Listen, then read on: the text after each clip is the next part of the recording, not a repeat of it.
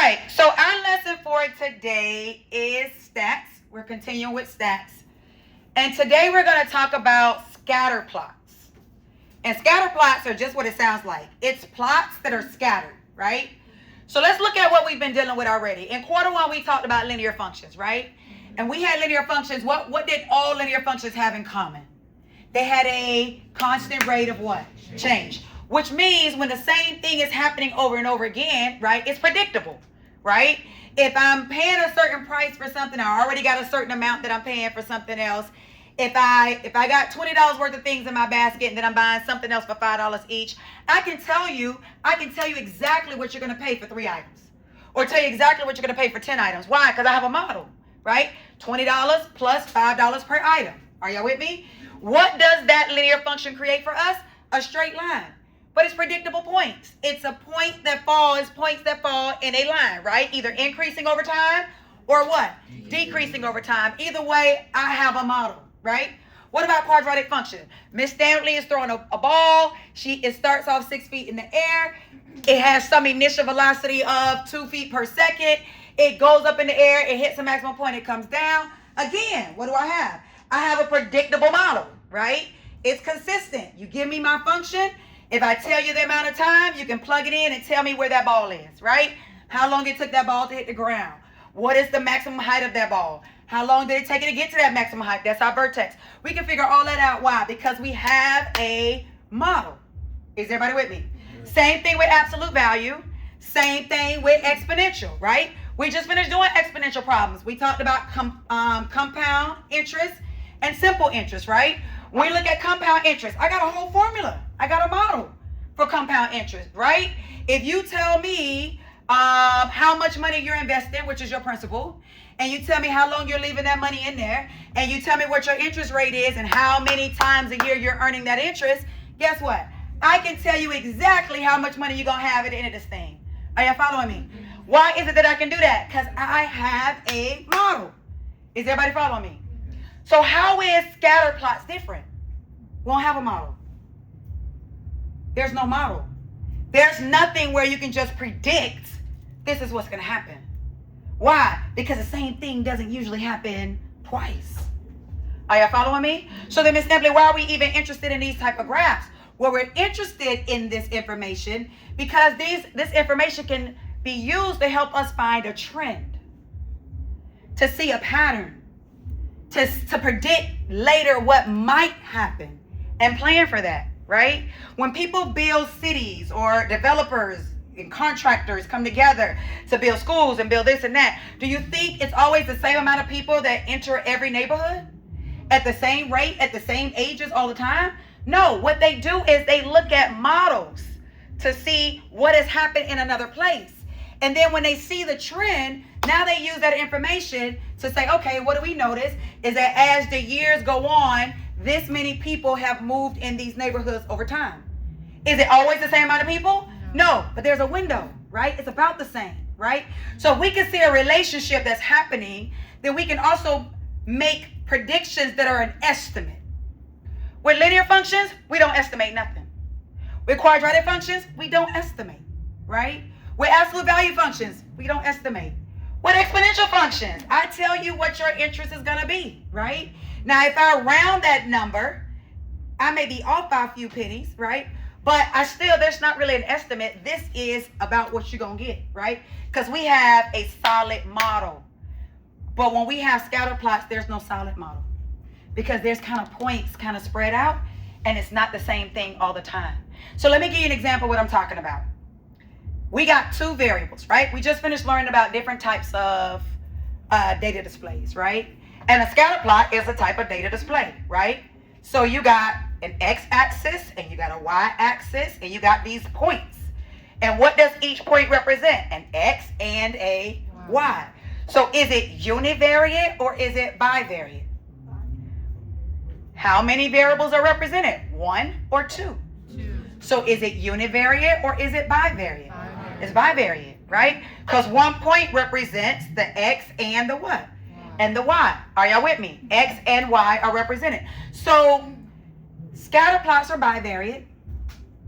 They sit on a coordinate plane. You got an x-axis, y-axis. That's two variables. That's bivariate, right? But they're also numerical, because what do they give me? They give me numbers, right? They don't give me categories. They give me numbers. Are you with me? So let's say, for example, I were to say the age of the students in Piper High School, right? And the height of the student in Piper High School. So let's just use that as an example. Age of students, height of students. What do you expect to see with the younger students in relation to the older students? Shorter. Their height to be shorter, right? I expect the older students, the 18-year-olds, 19-year-olds, I expect them to be taller than my freshmen. Are you with me? Here's a question. Is that always the case? No. Absolutely not. You got some freshmen that walk up in here that's way taller than any senior on the campus, right? It depends. Is that always going to be a formula? No. Can I predict all the time how tall somebody's going to be? No, because it varies. So information like that, where I have age of the student and height of the student, is going to create a scatter plot. I might have a 14-year-old that is 65 inches. But then I might have a senior, right? A 19-year-old that is 60 inches. They may be shorter, 6 feet instead of 6 feet, 5 inches. Are y'all with me? Or 5 feet, whatever, right? So when we look at that, right? When we look at those two things, there is no perfect model to predict that. But I'm going to tell you something. Scatter plot can give us information about the relationship between two things, right? So remember this topic that we're talking about. We're talking about the age of students and their height, right? So let's go back. I want to first give you some other examples. On the EOC, they are going to expect you to know three things. One, when it comes to scatter plots, three things. One, whether or not there is a relationship between the two variables. Between the input and output, is there a relationship? Right? Do they connect? Do they relate to one another? Right? Second thing they're going to want to know, if there is a relationship, what is that relationship? Right? Is it a positive relationship? Because as X increases, Y also increases. Or as X decreases, Y also decreases. See, people think because they're decreasing that's a negative relationship, but it's not. You know why? Because they're going in the same direction. Remember we talked about that first quarter. Remember that? I think I gave the example of two people in a relationship, right? If they're going up the hall together, is that a positive or negative relationship? It's positive. Why? They're together. They're going in the same direction. What about if they both walking down the hallway together? Still positive. Why? They still together. But if I see one going up and the other one coming down, that is a negative relationship. Are y'all with me? If that's going to be a negative relationship, and why is it negative? They're going in opposite directions. Are y'all with me? Now, what if one is going up and the other one goes up sometimes, then go down some more, then come back up, then goes up, then goes down, then down, then comes back up, come back up. Like, is that a relationship? No. There is nothing happening there. That's going to be no correlation. Are y'all with me? So the first thing is they're going to want you to be able to tell them, is there a relationship? Is there a relationship between these two variables? Are they related at all? Right? Then the next thing they're going to want to know is, what is that relationship? Is there a positive correlation because they're going in the same direction? Is it a negative relationship because they're going in a different direction? Or is there no relationship between them at all? Like, no relationship, right? Because they're unrelated, right? But then the last thing is this, and this is the most important thing, and this is the thing that will get you higher scores on the ELC. Not only can you determine if there's a relationship, not only can you determine if that relationship is positive, negative, or no correlation, but if there is a relationship, you can create a line of fit that can be used as a model in the middle of this data so that you can predict what the next points could be. And let me say that again. What does a scatter plot look like? There's points all over the place, right? But do you agree to this? Is there a relationship between the age of a student and their height. Yes. Yes. Is it a direct relationship? No. But is there a relationship? As the age increases, what do we expect to happen to the height? It goes up, right? As the age of students increase, we expect heights of students to what? Increase. So therefore, there is a relationship. Not a direct relationship, but there is a correlation. Are y'all with me? Is that correlation positive because they go in the same direction? Or is that relationship going to be a negative relationship? Positive. As the ages of students increase, what do we expect to happen? The heights of students to what? Increase. Are you all with me? As the age of students decrease, what do we expect to happen? The heights of students to what? Decrease. Will that always be the case? No, but for the majority, that's what we should see happening. I should see juniors and seniors taller than freshmen and sophomores. That's typically it, right? But that is the perfect type of data for a scatter plot because it doesn't create a line. I can't tell you that when a kid is in 9th grade, they're going to be this height. And when they're in 10th grade, they're going to be this height. And when they're in 11th grade, they're going to be this height. I can't tell you that. So therefore, I can't give you a line. This is not a linear function. But I can create a scatter plot and find a trend. Are you all with me? And once I plot all those points of all the students, right, with their ages and their grade, their ages and their height, I should be able to create me a line that goes right in the middle of all of it. Some points above it, some points below it. And when I say that, do I want like 20 points above and 5 points below? No, I want like 15 points above and 15 points what? Below. I want to balance it as much as possible. Will that always happen? No, it may actually be some points on the line as I'm creating that line. But I'm looking for a line that I can use as a model. Why? Because if you don't create that line, are you ever going to be able to come in and make a prediction? No, because the points are all over the place. Are y'all with me? So what do I need? I need to create me a model just like I do with linear functions. And I'm going to create my own model that go through the middle. But here's the important thing I got to remember with a model. That is only an estimate. Will you sometimes have things that are above that line? What about below that line? Yes. But I'm giving myself a prediction line, and we call it a trend line, right? I'm giving myself a line of fit so that I can make a prediction. Now, here's what's cool. They got what's called a line of fit and a line of best fit. And the only difference between the two is that one is handwritten, hand done, and the other was done by computer. So we're going to make lines of best fit on our papers, right? To model a situation. That's going to be called a line of fit. But when a computer does it, which I'm pretty sure will be better than ours, it's called a line of best fit. Are y'all following? It's then called a line of best fit. And so a computer can take a bunch of data and it can generate the best point, the best line to go through that data. And then they use that line in order to make predictions about the future. Are y'all following me? So why is that line important? Because it helps us to make a prediction about later if we can see a trend happening. Are y'all following me? All right. Now, I want everybody to look at their papers real quick because I want to walk through these quick definitions. But before I do that, I forgot I wanted to mention something. I want to just make sure everybody understands what I am saying about these. I keep hitting this thing. I want to make sure everybody knows what I am saying about the positive correlation, negative correlation, no correlation. So, Tristan always takes showers. But last night he wanted to take a bath, right? So I ran a tub of water. You know, you put the bubbles and all the little extra stuff in there, right? And he got in the tub, he took a shower. He got out when he was done, and he took the plug out the tub. I got variables in this situation. There's things that are constantly changing. What's changing in that scenario? Time. Time's always changing, right? So that's one variable, right? And the amount of water that is where? In the tub. Two variables. Univariate, bivariate. Bivariate. So now if I want to measure this, right? If I want to make this a real world situation, which it already is, my x-axis would be time. From the time he takes that plug out, there's seconds passing. And then my y-axis would be the amount of water in the tub. I want you to think about this.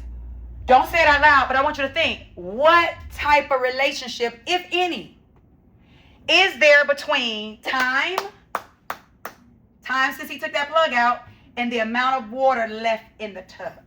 Think, is that relationship going to be a positive relationship, a negative relationship, or no correlation? Correlation means relationship. No relationship between the two. Is it going to be a positive relationship because they're going in the same direction? As one increases, the other increases. Is it going to be a negative relationship? As one increases, the other decreases? Or is it going to be no relationship? Like it goes up and down. It doesn't matter. What is it going to be? Positive. I hear positive and I hear negative. So watch this. What happens to time? It goes up. So as time is increasing, what is happening to the amount of water left in the tub? It's decreasing. So as X increases, Y decreases. Are they going in the same direction or opposite direction? So is that a positive correlation or negative correlation? Negative correlation. It's a negative correlation. Are y'all with me? Does everybody follow? You're going to have to be able to look at these two things that's happening in a problem and decide what kind of correlation is this, right? Right? Now, is that going to be a line necessarily? A straight line when I graph that? No. Maybe not. You know why? Because there may be hair in the drain, right? So the water may be going at one speed at one point, and then it kind of slows down because it hits some debris, right? Or who knows, truck's going to be in the water at first, and then it gets out the water, so then maybe it changes the speed that it goes down, right? So each point where we look at it, it's not going to be a line. It's not going to be a constant, it loses so many gallons every whatever. No, because there's so many things that's happening, right? So it's not a line, but it will create a scatter plot. At 1 second is this much. At 2 seconds is this much. After 3 seconds is this much, right? So it's going to create a line. It's going to create a scatter plot. It's not going to be a line, but guess what it will be? It will be a bunch of points that do this. What are they doing over time? Decreasing. They're decreasing. Are you following me? Those points will be going down over time. Why? Because the relationship is a negative one. Are y'all following me? Let me give you another scenario.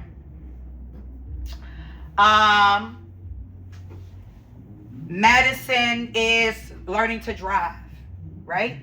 And her dad has said, hey, we're going to go to this particular spot, this destination to practice driving. She gets in the car, she starts the car. When she cuts the car on, starts the engine, the time starts, right? Daddy's saying, we only going out for an hour, right? Time starts. So time starts to tick. The variables are, listen to the variables, time and her distance from home. Time and her distance from home. Do we have a positive relationship, a negative relationship, or none? Think about it. What always happens to time? Increasing. So now you're going to think to yourself, what is happening with her distance from home?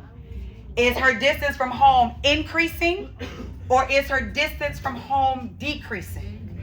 Which one? It's increasing. The further she drives, the greater the distance, right? So if your time is increasing and the distance from home is also increasing, what kind of relationship do we have? Huh? Huh?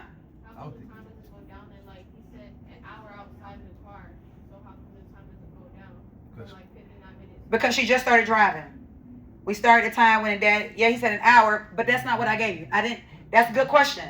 If my variable would have been time left compared to her distance from home, then you would have that.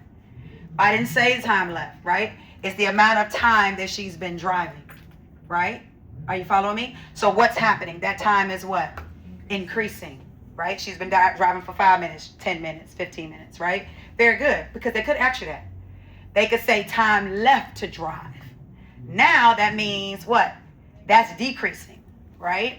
Good. That's very good, Haley. All right, so what kind of relationship do we have here? As time increases, what's happening to her distance from home? It's also increasing. So therefore, we have what kind of relationship? Positive relationship. Is everybody following? Yes. All right, here's another one. I flipped the script on you. So time is increasing, right? It's how much time she's been driving. And it's her distance from her destination. the distance from her destination, wherever Daddy said we driving to, the distance from that place. It is decreasing. Why is the distance decreasing? Because she's getting closer. But what's happening to the time? It's increasing. So what kind of relationship is that? Negative. It's negative. It's negative. Does that make sense? Yes? All right, here's one last one to see if we understand. The age of the student in the class and their number on my roster. The age of the student in my class and their number on my roster of 1 to 27. No correlation. They don't care how old you is. It's going by your last name, right? So you can have the oldest person at the top or the oldest person at the bottom or the older person get me in the middle. It doesn't matter. It's just by your last name. So there is no relationship between that. So if we plot roster number with your age order, right? Youngest person being first, next youngest person being second, there's not going to be no correlation. They're going to be all over the place. So we just going to have a bunch of points, right? And what would that look like? Points all over the place, right? And what do we know? There's no relationship between the two. Are you following me? Is everybody clear on that? All right, good. Now, let's jump into these definitions now that we understand what correlation is. And what's the 3 types of correlation? Positive, negative, none. There's no correlation. Points all over the place. If it's a positive correlation, I should see the points doing what from left to right? Going to the same. Going up. If it's a negative correlation, I should see the points doing what over time? Going down on a graph. If there's no correlation, I should see the points everywhere. They don't even know what's happening with these points, right? No correlation, right? All right, and how do we always know that this data is going to be bivariate? Because we got 2 variables. If it's on a coordinate plane, duh, coordinate plane's got an X and a Y. There go your 2 variables right there, right? So it's always going to be bivariate. So we just learned about bivariate, univariate, categorical, numerical, and these type of graphs, right? Scatter plots are bivariate because you got an X and Y axis, and they are also numerical because when they give us those ordered pairs are numbers. Are y'all with me? All right, great. Now let's look at this vocabulary. We already talked about bivariate. We already know what that is. What's the difference between a line of fit and a line of best fit? The line of best fit. Line of best fit is? By technology. Technology. Technology did it. And then line of fit is? Human made. Human made, right? It's our line. Now, is our line going to be accurate? No. Is it going to be the best line? No. That's why they call the computer the line of best fit. We predicting, right? We just trying to figure it out with our hand. But can we use that to make a prediction? Yes. On the EOC, what they're going to ask you to do is, they're 9 times out of 10 going to give you equations. And they're going to say, hey, which one of these is the best line of fit? So you're going to have to look at what those things got. What's the slope of that line? What's the y-intercept of that line? And which one of those would be best? Is there any one of those that's perfect? No. But they're going to ask you which one you think is the best one based off what you see. Are y'all with me? So we're going to practice with that today too. Okay? All right. Now, slope. Let's talk about it real quick so we don't forget. How do you find slope? Slope is the... It is a constant rate of change in a real world situation. What is it on a graph? It's your rise over your what?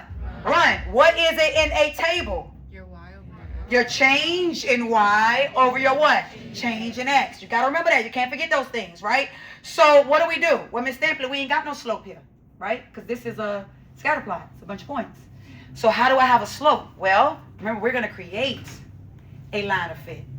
And when we create that line, we're going to pick 2 points off that line that we create that goes through the middle of all our data. And we're going to find the rise over run between those 2 points. And that's going to be our slope. Are y'all with me? And then our y-intercept is going to be the point where our line crosses the y-axis. Then we'll be able to write a rule from that, right? And once we write a rule, guess what? We can make predictions. Are y'all with me? If you give me a bunch of points of students' grades and their height, right? Or ages and their height, however we do that. And you give me all those points, and I see that I got this upward thing happening, right? I'm going to have a point down here, even though it's a bunch of them going like this. I might have one over here, even though it's going like this. Why? Because it might be a 9th grader that's tall as heck, right? Like I got a student from last year. I can't think of his name right now. But I got a student from last year, point all the way up here, right? This kid like 6'7" or something. He was in 9th grade, right? Goom. Yes, Goom. Right? So, I'm like, Goom gonna kill me for getting his name. But he's gonna be, is he gonna fall into the scatter plot? No. No, he ain't gonna fall in this scatter plot, right? But he's gonna be on there, but he's not gonna fall into that cluster of data that's going up. Because he already at the top. Are y'all with me? But that's okay, because we got an outlier. Absolutely. It's something that's way out far from the data, right? But that's all right, because we still can make a prediction that there is a positive relationship here, right? We're estimating. I'll make that line right through the middle of that, right? We'll write the equation of that line, and then somebody will come and say, okay, Ms. Stampley, what ideally is the height of a student that is an 11th grader? So then guess what I'm gonna do? I'm gonna go plug it in at 11 into the equation that I created, and it's gonna give me some output. And that output gonna be my prediction. That prediction gonna fall on my line. Now, when that next 11th grader come in, are they going to be that exact size? No. Definitely, probably not, right? They may be a little taller than that or a little what? Shorter than that. But I don't expect them to be too far off from that. Are y'all following me? Why? Because my line fell right in the middle of the data. I expect them to fall somewhere around that. Are you with me? Yes? All right, so let's jump right in. Now, last thing, interpolation, extrapolation. Look at those prefixes. Inter, extra. Inter means inside, extra means outside. So, think of polation as, I think of it like population, right? We populate the graph, right? So, interpolation. Interpolation means inside. So, let's say our data points are here, right? And let's say we do ages instead of grades. Let's say we do ages 14 to, no, we want to do the seniors, right? So 14 or 13 to 19, right? So 13 to 19, we plot all their heights of 50 people, right? Now, if somebody comes in and asks me to make a prediction for a kid that is 15, that's going to be interpolation. Why? Because I got kids from 13 all the way to what? To 19. 19. That's in my data set. I got points in there. So that's interpolation. I'm going to pull that data from within those points. Are y'all with me? If somebody comes in and say, how tall will a 16-year-old be? Guess what? That's going to be what? Interpolation. Why is that interpolation? Because I got points of 16-year-olds. I can pull from the data that I got. But now let's say somebody comes and say, well, Ms. Stampley, how tall do you expect a 12-year-old to be? That's going to be what? That's extrapolation. Why? Because I don't got that data. Are you with me? But guess what? My line can be long enough that can I predict what age they will be based off the line that I created? Yes. Absolutely. I can predict what an 11-year-old would be. I can predict what a 10-year-old would be, right? I can predict what a 20-year-old would be. Why? Because I've made that line of fit that falls right in the middle of that data and shows me a trend so I can predict. Now, will my prediction always be right? No. Nope, but I expect them to fall somewhere around that line. Are y'all following me? That is what scatter plot is. It is us making sense of this scattered data so that we can make predictions. Are y'all following me? Does everybody understand the purpose of these scatter plots? Yes. And do we understand the difference between the interpolation and the extrapolation? Yes. Yes? All right, so let's move on. So now we're here. I want to look at this. It's on your papers, so look at your papers if you can't see it here clearly.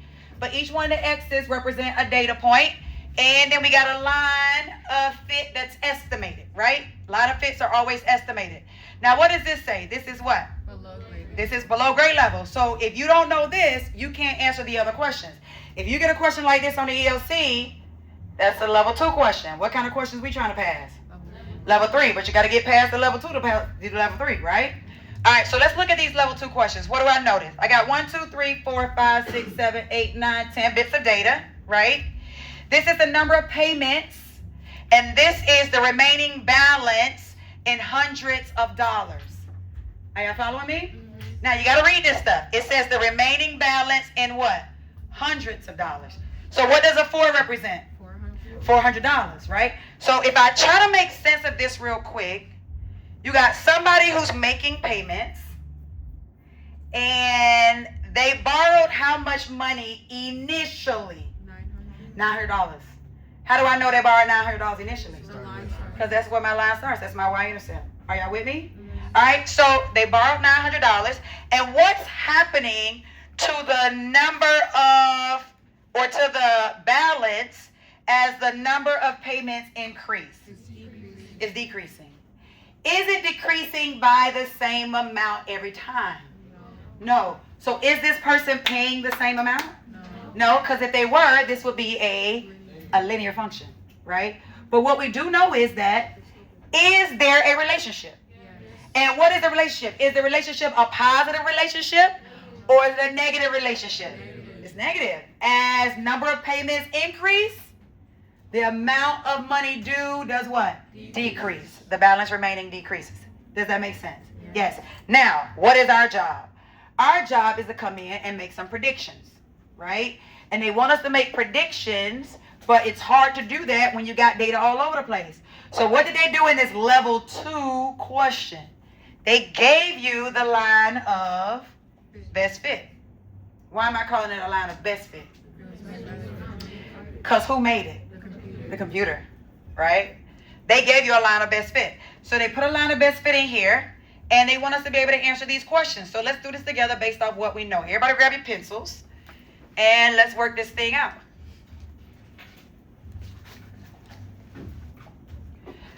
So they want us to estimate the slope. Estimate. Why do they keep using this word estimate?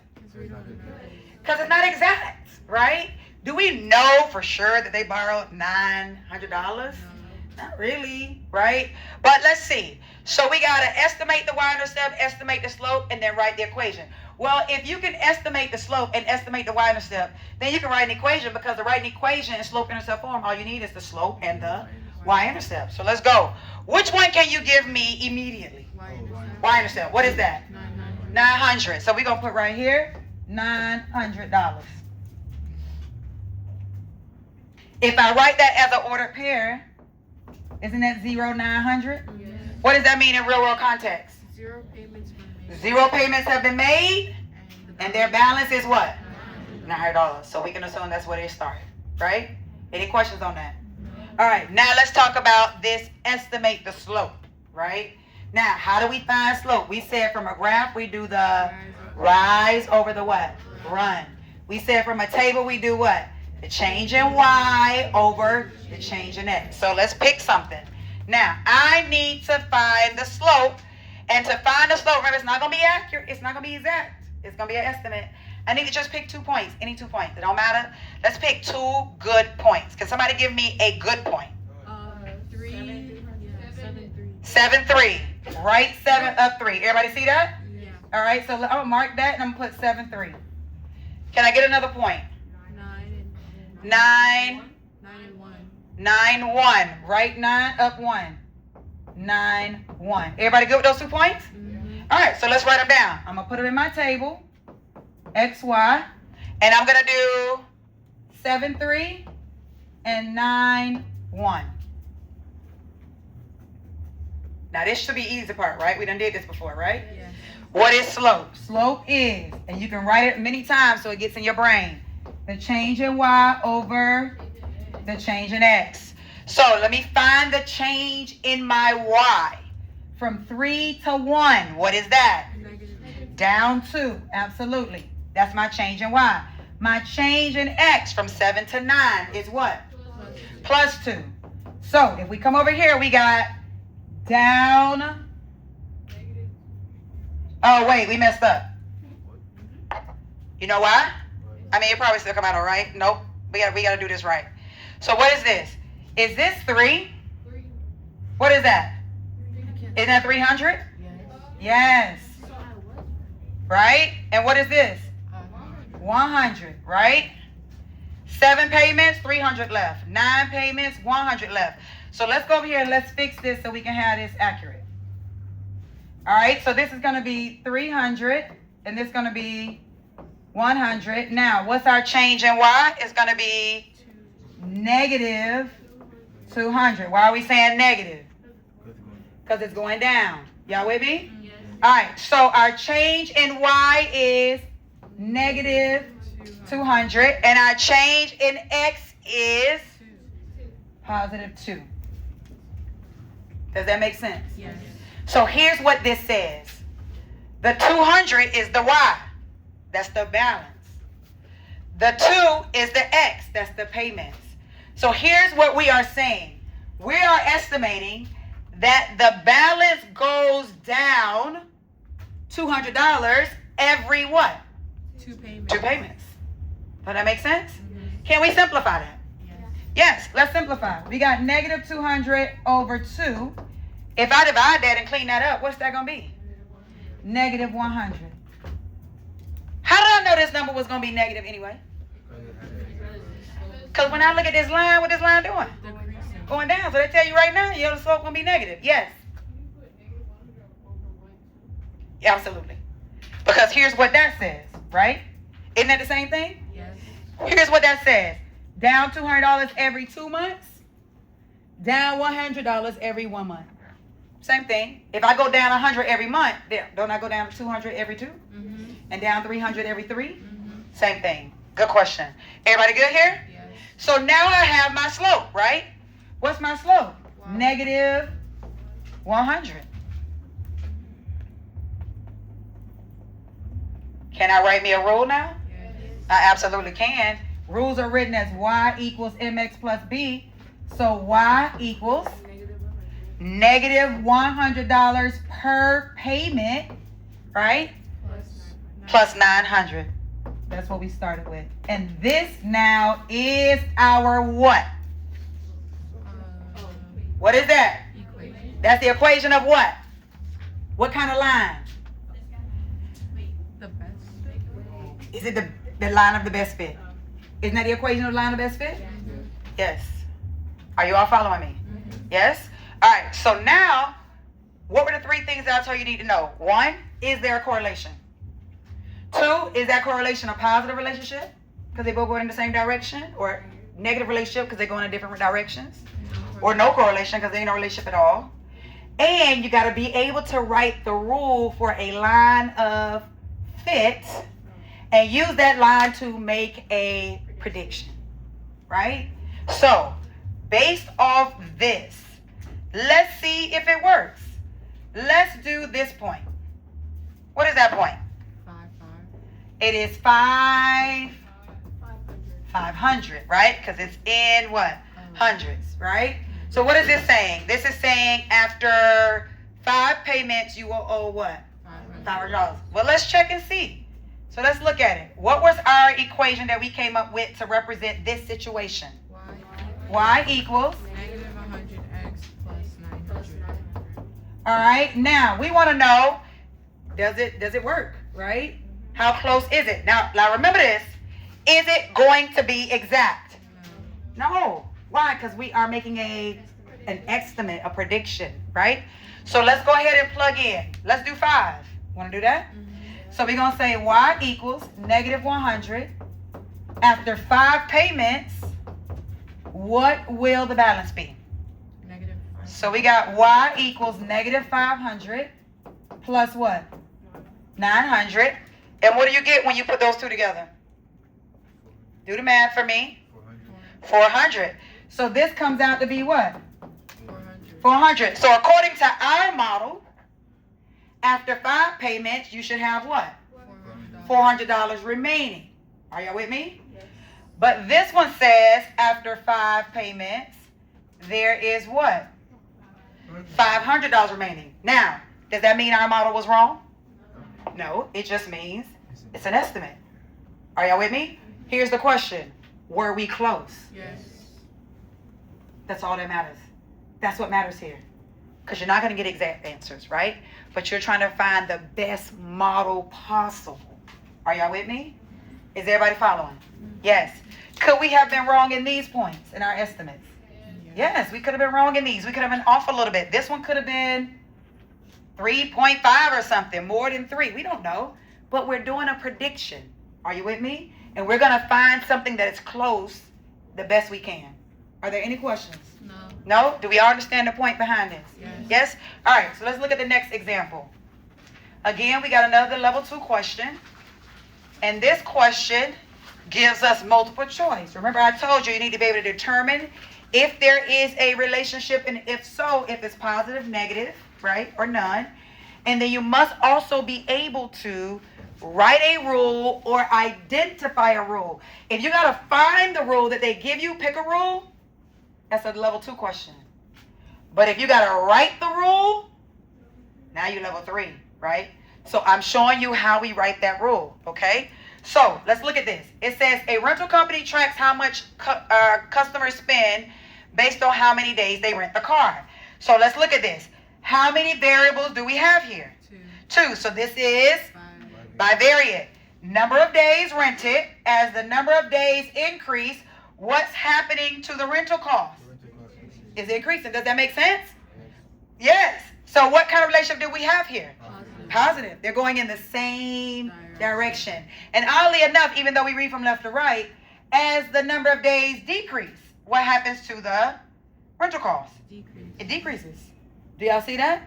If it starts here at 45, when my days decrease, it goes here to 25. You see that? Yes. So that means any answer with the negative is not the answer. Excellent. Did you hear what she just said? She said, well, if we look over here at these equations that they gave us in an option, if any of them got a negative, they got to be wrong. Isn't that true? Why? Because our line's going up. So what kind of slope do we have? So if my slope is negative, then it's not right, right? Excellent. So what can we eliminate right now? B and what? D. Does that make sense? If this line was going down, we could do that. But excellent observation. Are we all good here? Now I got a 50% chance of getting this answer right. Are you with me? Just give yourself a better choice, right? Better options. So now I'm here. Now, what do I have to look at? What's the easiest thing to look at? That y-intercept. The y-intercept for this one is a what? 2. What's the y-intercept for this one? 5. So I want you to look at it. And I want you to tell me what you think the y-intercept should be. Oh, 5. You think it's going to be 5? Yeah. Wait. No, it's not even on 5. Here's 5. Yeah, but it's higher than 2. So it's slowly. As this goes down, So that means where is this going to go? Oh, 2. So it's not on 5. You see how they intentionally didn't draw that line all the way out? Y'all see that? Yes. Here's 5. Is this line going to hit that? No. It's going to go where? 2. 2. Right? Now, it may go 2.5 or something, but what I definitely know is they didn't start at $5. Or 5, I'm sorry, at 5, is it 500? Yeah, they didn't start at $500. I know that. How do I know that? Because my line going to end up being below that. So guess what my answer going to be here? I'm going to pick what? A. That's my choice. Are y'all following? Yes. Now, look how close all these are. 0.5, 0.4. Anything we get gonna be close to both of them. Are y'all with me? They so close together, so I can't tell you if it's 0.5 or 0.4. That's just like a 10th difference, right? So, what else do I have to use? I gotta use these y-intercepts. And the reason they didn't finish drawing that line is because they want you to, they want to see if you can see that's not gonna hit that 5. Are y'all following me? Yes? All right. Any questions on this one? No. No? All right. Let's move on and look at the next one, which takes us to level 3 questions. So now I'm going to run through this real quick because they talk about it, so I want to address it. So a line of fit is a visual estimate. It's just an estimate, right? It's a straight line that best represents the overall trend of the scatter plot. And it doesn't go through every point, but it reflects the what? Direction. It lets you know if it's increasing or if it's decreasing, okay? And so here's the step for sketching a line. They want you to observe the scatter plot. Remember I told you at first, what's the first thing you need to do? Determine if there is a trend, right? Is there a relationship? Then the second thing they want you to do is what? Draw a line. So that roughly half of the points lie above it and half of the points are where? Below it. I want to kind of balance it. Is it going to be times when you got maybe one more on the top or two more on the top than you got at the bottom? Yeah, but what is the ideal line to have it equal on both sides? That's how you know you're in the middle of the data, right? And then they want you to use a ruler or straight edge for accuracy. Choose 2 points on the line, not necessarily the original points. If the original points are on the line, pick them. But if they're not, then just pick 2 points that's on the line you made. Are you with me? And then we're going to write the equation based on that. So I know we don't have a straight edge right now, right? But I want us to look at this and see if we can draw a line that goes through the middle of this data. Are y'all with me? Yes? Do me a favor. You, sir. See that pink box back there? Can you just sit the right number on each desk for everybody for me, please? Can you do it quickly? Thank you. And don't let them choose. Just sit it on the desk. All right, so he's going to give you a ruler, but I want y'all to help me in the meantime. So I got 1, 2, 3, 4, 5, 6, 7, 8, 9, 10, 11 points. Now, is there any way I'm going to get the same amount of points on the top and the bottom? Hey, I got 11. You can't split that in two, right? So let me try to draw a line. Should I start at 80 or below 80? What do you think I should do? Start in the corner. Start in the corner? Mm-hmm. Here? Mm-hmm. Okay, and then go where? Up. So what about this line? No. What's wrong with that line? It's not even close. It ain't even close. Where should the data be? Some on the top, some on the bottom. My line should be where? In the middle. Okay, so that ain't gonna work for me. All right, so then let maybe like this. How's that? No. Why not? It's all at the top. It ain't in the middle, right? I give up. This is just too much, right? Watch this. You can draw you a line. Y'all ain't gonna have no rulers on the EOC, right? So 9 times out of 10, they're gonna give you options, right? But here's what I want you to look at. What does this say? It says she determined the equation of the line of best fit to be what? Y equals 12.4x plus 90. Y'all see that? So, can we graph that line? Can we graph that line? Yes, let's do it. Let's do it. But let's look at what it says. It says where Y represents what? The number of years and what? Users. In millions. The number of users in what? Millions. And X represents what? Number of years. The number of years. Now I want to show you something. Let's go back here because this is very, very, very important. Very, very important. And people miss this all the time. Watch this. I want to show you this. It says Tasha collects data on the number of smartphone users in the U.S. from 2010 to 2020. She graphs the number of users and the number of years since 2010. The number of years since what? 2010. Are y'all following? Mm-hmm. Yes?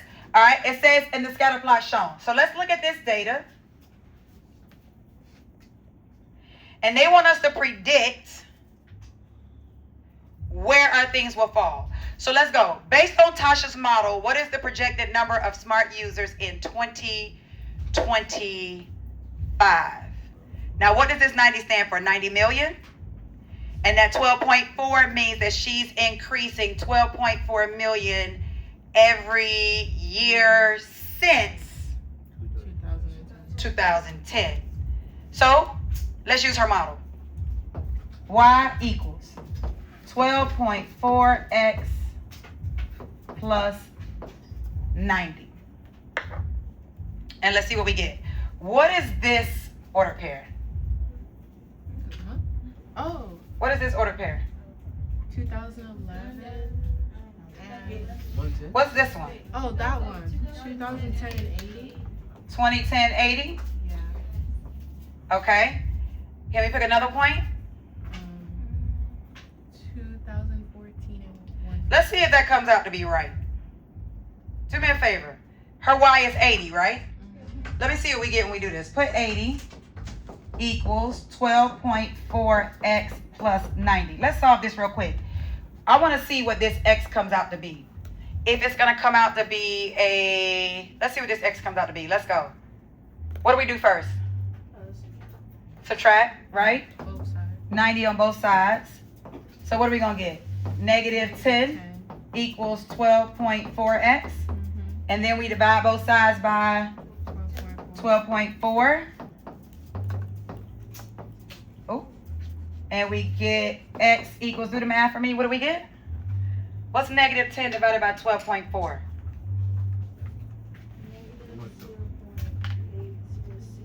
Negative 0.806. So 2010 is 0. Because that's the first year. Right? Because look what she said. She said the number of years what? Since 2010. Are y'all following me? It's the number of years since 2010. So what would 2012 be? How many years since 2010? 2. Right? And what would 2015 be? 5. Are you following me? So let's do this in those terms where this is between 2010 and whatever, but our X is going to be the number of years since 2010. Are y'all following me? Right? Because if this was putting in the year 2010, then this should have came out to be a 2010. Are y'all following me? All right, so come on, let's do this. Let's do, what is X going to represent? The number of years since what? 2010. All right, so let's see. What are we doing? We are using a line of best fit to predict, or a line of fit to predict what the smartphone users will be, the number of projected smartphone users in 2025. Now, first thing we got to think to ourselves, 2025 is how many years since 2010? 15. So that's going to be our X. So let's put Y equals 12.4. What are we going to put here? 15, because it's been 15 years since, plus what? 90. Does that make sense? Yes? Charles, you're good? Everybody understand why we're using 20, but using 15? Yes. Okay, so now we keep going. Y equals, do the math for me. Finish this. Let me get a drink of water. Y'all finish that. It's what? 276. So 12.4 times 15 is what? No, not that. Oh, give me this part. 186 plus 90. And then we got Y equals what? 276. Right? Yeah. So what have we just predicted? Oh. That 270. the number of users Went up by 2. in what year? 2025. In 2025 is going to be what? 276 million. 276 what? Million. Does that make sense for our model? Yes. Absolutely. Right? Why? Because it's going to be way up here somewhere, right?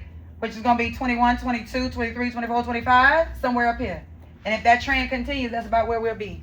Does that make sense? Yes? Any questions? What level is this question? 3. It's a level 3 question. So when they come to you and they say, make this prediction, here's the thing I want you to remember. If it's a problem like this, look for this word since. Don't throw no 2010 in there. Right? Number of years since 2010, it's been 15 years since. Plug it in. Are y'all following? Yes? All right, great. All right, let's move on. Let's look at this next level 3 question. Notice what they're asking us to do here. It says draw a what? Line of fit. Why are they calling it a line of fit and not a line of best fit? Because it's handmade. Right? Because it's hand drawn, right? Now, first thing I told you you have to be able to do, you have to say whether or not there is a relationship. Is there a correlation? Is there a relationship? Yes. What's the relationship that you see? Positive, negative, or none? Whoa. Negative. Why are you saying negative? Because time. Because I see a trend going what? Down. Down. This thing is going down. Now, let me ask you a question. Let's go back to that last question that we just had. I thought just came to my mind. Did we use interpolation or extrapolation? Extrapolation. Why extrapolation? Because 2025 wasn't. 2025 was outside of our what? Graph. Our graph. It was outside of our data points. Are y'all with me? We made a prediction using extrapolation. Are y'all with me? I can see a room full of board members or scientists or whoever these people are that are predicting population in areas or whatever. And somebody sitting at the table and somebody saying, we need to build 10 schools. And they're saying, no, we don't. Why would we need to build 10 schools? There's only this many kids now. And they're saying, well, according to the graph, this is what we need to do, right? According to the best line of best fit. And then they come back and say, did you use interpolation or extrapolation? Right? Because if you use interpolation, maybe. Because we already got people in that area. But if you use extrapolation, then you're far off, right? That'll be my argument. Why? Because you don't got nobody, no points in that area, right? So you made a prediction that was way out. So maybe your extrapolation, I don't want to go with that. I want to deal with the interpolation, right? So it's just the idea of where we get our information from and how we create it. If it's not for this stats, there's so many things we wouldn't be able to do. You truly cannot predict certain things. So you got to find the trend so you can get an idea of what's happening. Are y'all with me? All right. So we're here. Get your sticks, your straight edges. Yes. I have a question. Yes. Earlier when we were like talking about vocabulary and stuff, you said that positive relationships were like when they Go in the same direction. Mm-hmm. But when we were looking at the graphs, you just said because it was going down that it was negative. What graph? This one? No, the one we're on right This now. one? No, The one we're on. the one with temperature. This one? No, the last one. The one we're on now. Oh, let me see. Maybe I said something wrong. This is negative. No, like before we looked at it, you said it was negative because it was going down. It is negative because it's going down. I thought just because positive relationships, they can go up or down. No. So, positive relationship means your X and your Y are going in the same direction. As one increases, the other increases. Or as one decreases, the other also decreases. So if that's happening, it's a positive relationship. And if it's a positive relationship, on a graph, it'll look like points going up. Whether both are increasing or both are decreasing, it'll be a line going up. Are you with me? Because watch this. I'm just do this real quick. Let's say it's 16,190, right? And then let's say it's 12,180. And then let's say it's 6,150. Just to give you visual for what you're saying, right? What is happening? What kind of line is this? Positive. Positive, right? What does it say? 190, 180, 150. What's happening to the points? Decreasing. They're decreasing. But we said it was positive. Why? Because watch this. 16, 12, 6. What's happening? Decreasing. So as the Y's decrease, the X's also what? Decrease. But when I look at it, it's a positive line. Does that make sense? Now watch this. Go this way. 150, 180, 190. What's happening? Increasing. 6, 12, 16. What's happening? Increase. They're both increasing. So it don't matter if they're both decreasing or both increasing. It's still going to be a positive correlation. The line's still going to go up. Does that make sense? Yes? Now, doing just the opposite of that, looking at, and that's a very good question, by the way. Let's look at this, right? I'm going to just pick 3 points. Let's say we do this point. It's going to be 15,135. Y'all with me? Y'all with me? Yes? Hold on. Let's say I did this point. This point is what? 6,160? You see that? And then let's say I do this point. What's this point? 180, right? Looking at it from this direction, what's happened? 180, 160, 135. Increase or decrease? Decrease. What's happening here? 0, 6, 15. Increase. As the Y's decrease, the X's are what? Increasing. Same direction or opposite direction? That's why this line going down. Negative correlation. Are you with me? And if we looked at it the other way, 1560. 1560. What is it? Decreasing. 135, 160, 180. What's happening? Increase. Same direction or different direction? Different. So it's still going to be negative correlation. That line, when I plot it, it's going to go down. Does that make sense? Good.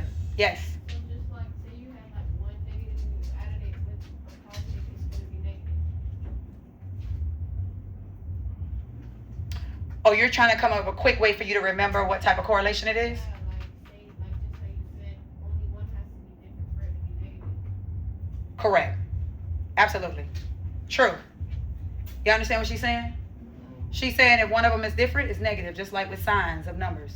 If you're multiplying 2 numbers and one of them different, it's going to be a negative. Right? If you got a negative and a positive or positive and a negative, it's going to come out to be negative. So she's saying if one is going up and the other one's going down, it's going to be a negative relationship. But if you got 2 negatives, both going down, 2 positives, both going up, it's still going to be a positive relationship. right? So she's relating it back to integers, right, with signs. That makes sense. I ain't never thinking of that.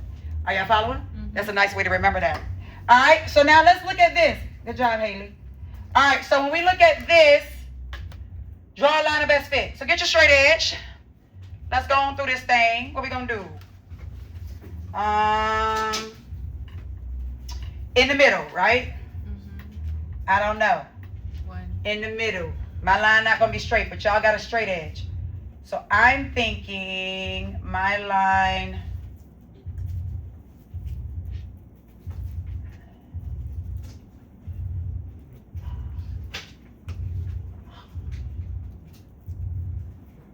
Are y'all doing this? Yes.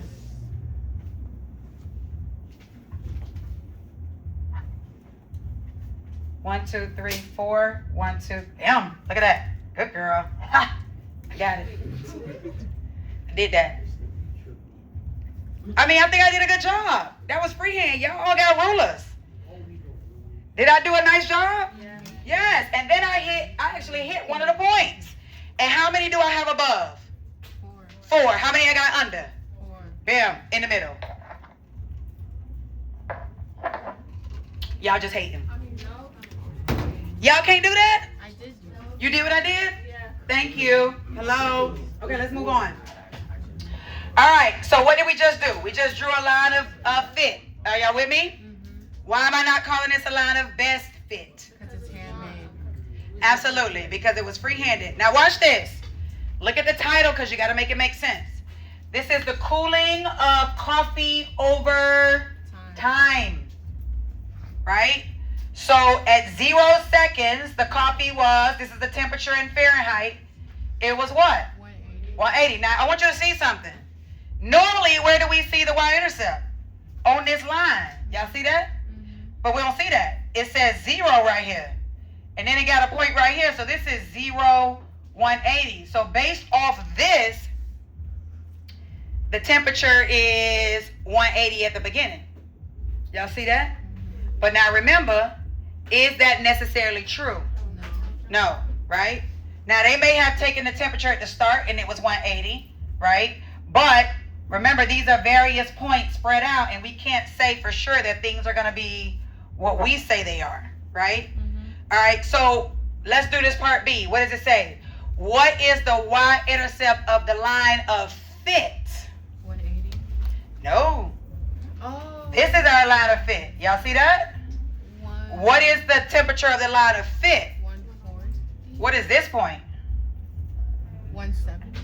170. No. 185. Oh, okay. 185. So our y-intercept is what? 0, 185. Do everybody agree?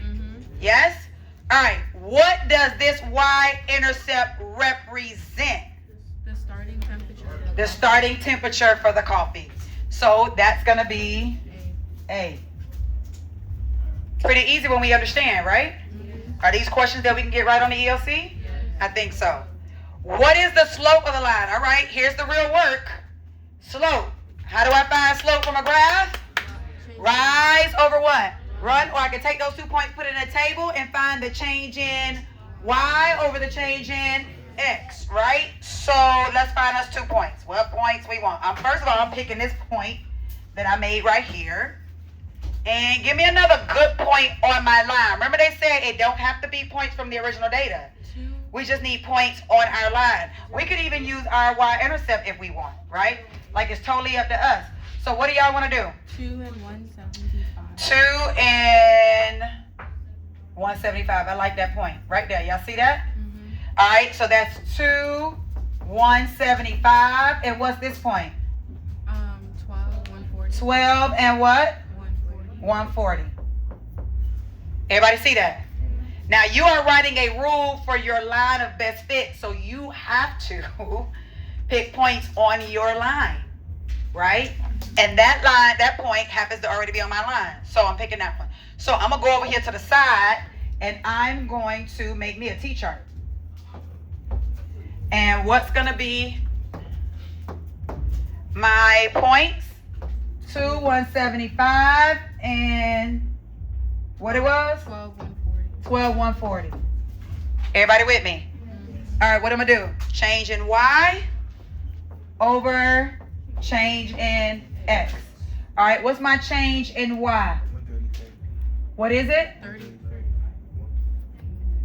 Down. Down what? Down 35. Y'all with me? Yes. All right, that was not close. Now, what do I do here? From 2 to 12. Up 10. So, down 35 and up 10, right? Now, I'm going to leave it like that for a second because they're asking me to interpret this. And so here's how you interpret this. You even do this when we're talking about linear functions, right? Because that's what we're modeling right here. Watch this. What did the Y's represent? What did the Y's in this problem represent? Oh, the temperature? Temperature. So what does it tell me?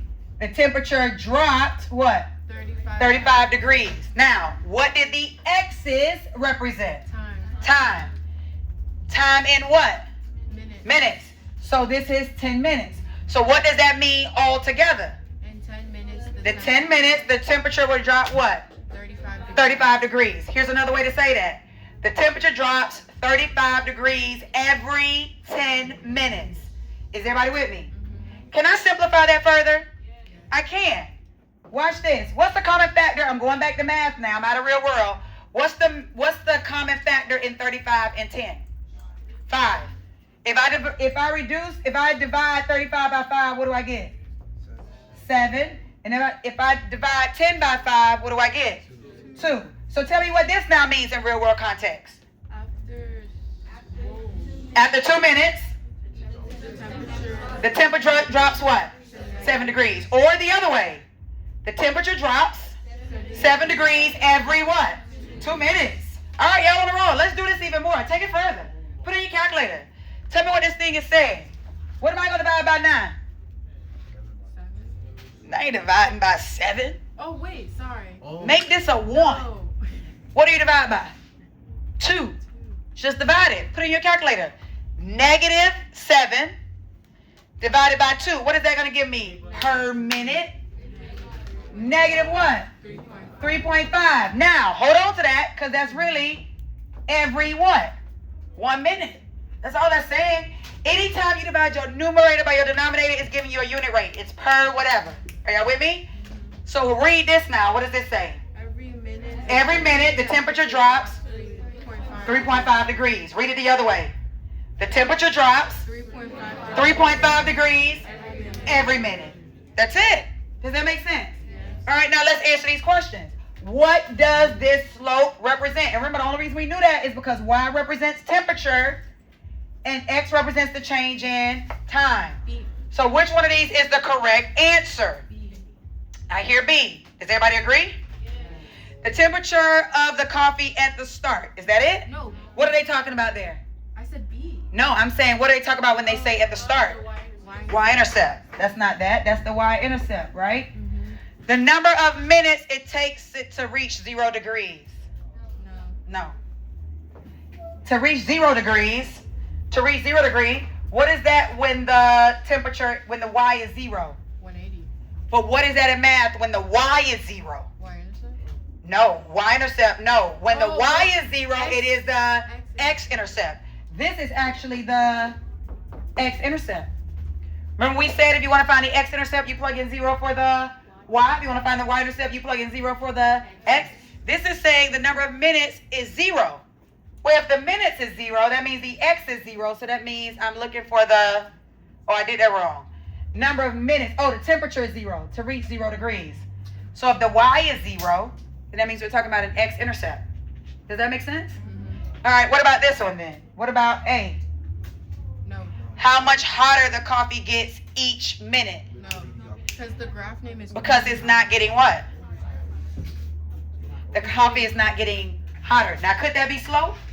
Yes, but that's slope if the slope is going up, if it's increasing over time, right? So it's not getting hotter, it's getting what? Cooler. So it's how much the coffee cools each minute. And it cools by 7 degrees. What happened to my stuff? Not 7 degrees, 3.5 degrees every minute, right? Does that make sense? Yes. Great. All right, y'all. Moving right along. Ooh, level 4. Y'all ready for this? No. Oh, yes, you are. You can do this. Part C. I thought we just answered it. Right? So what is the slope? We did it. Negative 3.5 over 1. Or negative 35 over 10. Or negative 7 over 2. We wrote it 3 different ways. All right, let's look at this. All right, a study recorded the number of hours of sleep each night before a test, and a student scores on the test.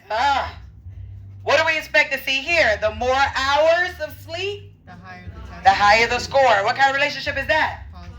Positive. That's what we're looking for. Now, they want us to choose the line of best fit. Now, notice they give you all these parts, right? So if you can do all this, this is what kind of level? Level what? 4. So let's look. Which of the following lines of fit best represents the data? I want you to look at this chart, and I want you to look at these equations and tell me which one you would eliminate immediately. C and D. Why C and D? Because it's negative. What does the negative represent? Going But what does this represent? Oh, the test score. Oh, they Y'all said, okay, hold on. I think there's a misunderstanding. Y'all said eliminate these because they are negative. Because what is negative? The test score. Are you eliminating them because the graph is positive? when they start. No. That's wrong. Yes, the graph is positive, but the graph is positive because the slope is positive, right? This slope is positive, this slope is positive, this slope is positive, and this slope is positive. We can't eliminate them for that. They all have positive slopes, right? Now, why are we going to eliminate this and this? Because they're saying your starting point is what? Negative. Negative 40. First of all, where's negative 40? Down there. It's down here. Are y'all with me? And what does that represent in real world context? What do the Y's represent? Test score. Test score. Is your starting point a negative 40? No. That don't even make sense for this problem. Are y'all following me? So that can't be it. So we're looking at these. That means the lowest score is a what? 15. According to this, the lowest score, the starting point is what? 15. No. What's the starting point in these two equations? My starting point here is negative 40. Starting point here is negative 40. What's my starting point here? 0. It's 0. Are y'all with me? Mm-hmm. Yes? All right, so our starting point is 0. This one is 0. Now, to me, that don't really fit my graph that much. Right? But which one will we go with? Will we go with 15x or 20x? 20. Why? Let's pick a point and find out. No. Y'all with me? All right, so let's pick something. What can we see that's a nice clean point to use? Hours of sleep. 5.5? 5 and no. 5:30? 5:30. Right here? Okay. So we got 5:30. What am I going to do with that 5:30? I'm going to plug it in, right? So if we plug it in, we're going to have y equals 15x plus 0. And then in place of x, we're going to put a 5, right? Mm-hmm. So y equals 15 times 5 plus 0. Y equals 75 plus 0. Y equals 75. Is that close? No. This is saying when you get 5 hours of sleep, you should have a 75%. Wow. I wish. Is that what happened? No. Nowhere near it. Y'all see that? Yes. Okay, so then let's try again. Let's do 20. What's going to happen when I do 20? It'll be higher? It's going to be even higher, isn't it? Yeah. Okay, so that can't be it. Let's try these other ones. What was this other one? Y equals 15x minus 40. What are we going to plug in? The 5? And see what we get? Let's plug in the 5. So we're going to have 15 times 5 minus 40. Y'all with me? Yes. So now we got y equals 75 minus 40. Y equals what? 35. 35. Question. Is that closer? Yes. What was this? 5 what? 30. 35. Look at that. When we looked at this, we said no, right? Why? Because they had a starting point of what? Negative 40. But if you create a line of best fit, you're trying to get as close as possible to this prediction, right? And so could we have created this line, right? Matter of fact, let's do that. Let's create this line. Let's plug in a 0 for x and see what we get. If we plug in a 0, no, we don't want to do that. Because we plug in a 0 for x, we're going to get negative 40, right? Mm-hmm. So we're going to be somewhere down, if this is 20, 20, 40, that's about right. Those look equally spread out? Mm-hmm. Yeah, here to here? Yes. Yes? So watch this. It's saying this is where your data starts, right? And then it said it goes up 15 from there. So if I go up 15 from there, I'm going to be here and over 1, right? Up 15 over 1. But my intervals are going by 10. So let me, oh no. Yeah, let me just, 15 over 1. I want to go by 5. Go up 75 and right 5. So up 75 will put me at 35 and over 1. It'll put me right here. And if I go up 75 more, I'm going to be off the chart, right? But this is ideally where we would end up if that was our slope. Do you see how we checking to see if these points fit? Mm-hmm. Let's pick another random point. Give me another random point and see if we're close. 7 and what? 770. Mm-hmm. Here's 70. And here's 7. So there's no point there. So what do we want to do? 760? Yeah. 760. Okay, so let's plug it in. Let's see what it looks like. If I plug in y equals 15x minus 40, and in place of x, I put in 7. Yeah. All right, what's 15 times 7? 105. And then we end up what, 65? Mm-hmm. Is that close? It's close. Y'all see that? Yeah. It'll be 765. That would give us a point that is right here. I love it. Isn't that in the middle of the data? Yes. Yeah. I think that might be our answer, y'all. What y'all think? Yes. Yes? Let's try that last one and just see what happens. Let's pick the same points. Let's plug in here. Let's plug in a 5. Let's do it in our heads. Grab your calculator. Tell me what we get. If we do this one and we plug in a 5, what's 5 times 20? 100. What's 100 minus 40? 60, right? And let's also plug in a 7. What is 7 times 20? 140. What's 140 minus 40? 100. So let's plot those 2 points and see what they look like. If we plot those 2 points, 560, right 5, up 60. Y'all see this? Is that in our data? No. That's way above our data. Y'all see that? Let's do the 700. Right to the 7, up what? 100. Nope. Look at that line. Is that the right line? No. So here, when we have a problem like this, what's our thought? Pick a number within the data, right? Plug it into the equation and see what it gives you out. And it gives you out a point that falls within your data, makes sense, then bam, that's the one, right? If it gives you a point that's way above your data like this, is that it? No.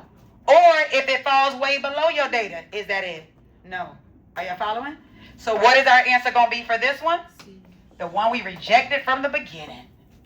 It is the C. Is everybody following? Yes, we're good? All right, we got 7 minutes. So let's look at this one. It says, predicting the score of a student who slept only 4.5 hours is an example of which? Interpolation or extrapolation? Interpolation. Why is it an example of interpolation? Because it's between 0 and 5. Ah. In between 0 and 5 is 4. So what was our first set of data? Oh, It was at the 5, right? right. So if you're asking about somebody who slept only 4.5, is that above or below my data? Below. It's below, it's not within. So it's going to be extrapolation. Real close, but it's extrapolation. Does that make sense? I can't find nobody in this data that did 4.5. Are y'all with me? So that means I have to use extrapolation. Does that make sense? Yes. All right. So now, suppose a student receives a 90 score. Use the line of fit you selected in part A, which is this part, right? We're going to use that. If they scored a 90, to determine the anticipated amount of time that student slept, right? So what do I do now? Do I plug that 90 in for the X? What did our X's represent? Hours of sleep. What did our Y's represent? Test scores. What is this asking us? What are they giving us? The score. And they're asking us for the sleep. So they gave us the Y and they're asking us for the X. So where am I going to put that 90? In the Y, right? So let's start our formula real quick. Y equals, we're almost done, 15x minus 40. And what are we going to do with that 90? Plug it in. We used to plugging things in for X, but you got to be careful. This time they're giving us the score, and Y represents the score. So 90 equals 15x minus 40. What do we do next? Quickly. Subtract on both sides. We subtract what? 4. What are we going to do? Add 40 to both sides. Why are we adding 40? It's a negative. It's already negative. We got to undo that. Right? Our formula was minus 40. So add 40. Add 40. Stay with me. Those cancel out. What do we get? 130. 130 equals 15x. And then what? Divide both sides by 15. You got the calculators. X equals what? Y'all agree? Somebody second that? I heard 8.6. Yes. Yes. 8.6 equals X. What does that represent? The hours of sleep. The amount of what? Sleep. Sleep. If you got a 90, you slept for 8.6 hours. Is everybody good? Yes? All right, now here they ask us, suppose a student only slept for 4.5 hours. Use our line of fit to determine the anticipated test score. So what are they giving me here when they give me 4.5 hours? They're giving me the X, and I got to find the Y. So here, we're going to do the same thing, but this time in place of X, we're going to plug in 4.5. Good here? Yes? And now we're going to do 15 times 4.5. Give me some numbers, y'all. That's 7.5, 60, 67.5? Look at that girl do that math. Don't hate. I know y'all jealous. And then what? Subtract. What do we get? 27.5 is what? Is that the hours of sleep? No. What is that? The score. The score on the test. You sleep for 4.5 hours, you get a 27.5 on the test. Everybody good? Any questions? No. If you understand this lesson, clap it out. Ah.